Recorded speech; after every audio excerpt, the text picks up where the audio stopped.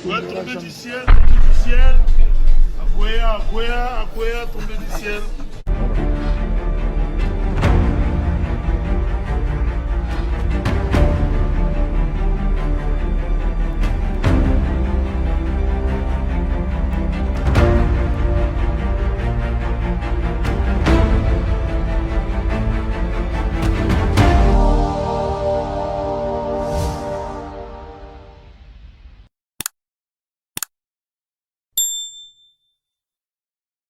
Bandeko bakongomani mbote na bino bisika binso bozali tata malongi sango mokonzi ya politique nayekaka kopesa toli nayekaka kopesa mateya 400 personnes bakufi na Uvira. Expert ya International Rescue Committee ya Human Rights Watch expert bele 400 personnes bibembe basi bana bakoko batata bibembe na Uvira. Babaki Uvira verrou Carlo Babaki Goma Verrou lelo Uvira ekoi na maboko ya AFC M23. Bandeko lokola tata malongi na kopesa conseil makambo mine na lombango. Likambo liboso ndeko nanga a insisté à lobby biso to kosenga dialogue inclusif. Likambo nanga koloba eza lelo te. Février 2025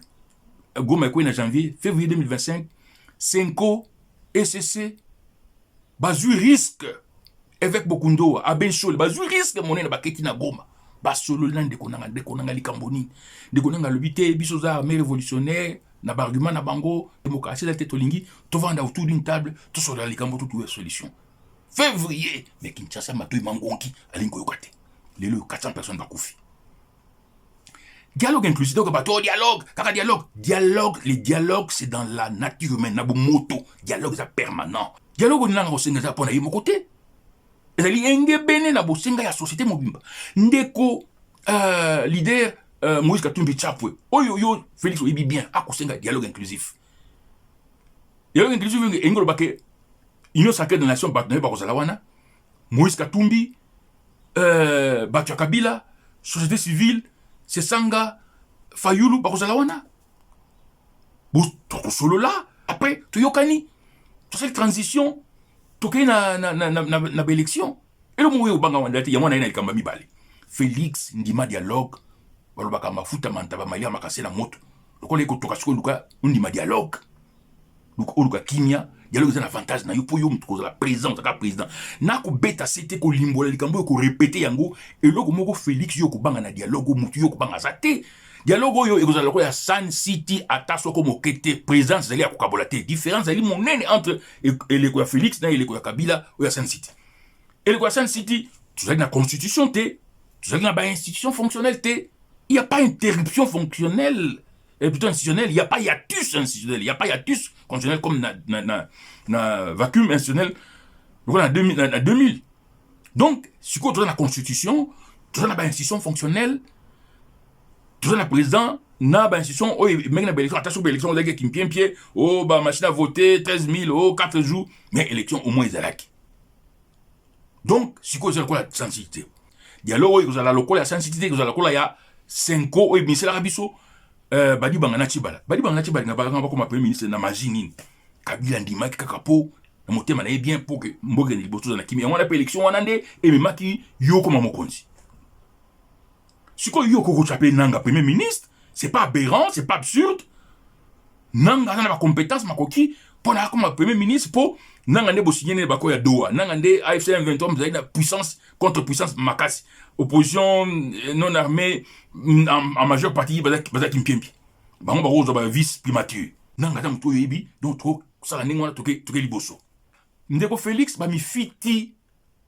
bato luvum pembeni na yo ba kokosa yo kolinga dialogue te ba kosa to ba lingi yo te AFC suke koti kalemi esanga ekoti mobulu ba kopalangana mi fiti ba mi fiti wana bato luvum ba ko balukela yo dikama misatu na yo ki kosala conseil supérieur de la défense na kopesa yo conseil ba généraux belende toyoka ba frustré na ndenge otiena mutu ya défense nationale appareil ya défense nationale bato ba yibi doctrine ya armée te ba yibi makambo armée te ba yibi makambo arsenal te ya logistique te ba taki mpiempi luka conseil na bato lokola général